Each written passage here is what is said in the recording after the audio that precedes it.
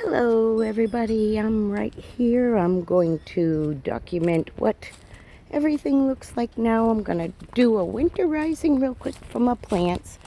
I'm going to chop them all back because they gave me beautiful flowers that are all going by and all crappy looking now.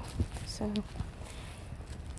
that's the before, and I've got some on this side too. I'm going to leave those there. Why not? Keeps me from running into that fifth wheel head. And then I got to trim all these back. I'm going to trim this one and this one. And they're going to look so different. These are all my babies resting. And I got to trim up my banana trees.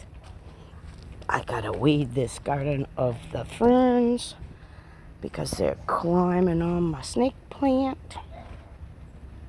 And I'm probably going to dig this one up and bring it to my sister's to replace one she had that died. So that's the project for today. These are good. I just got to trim those.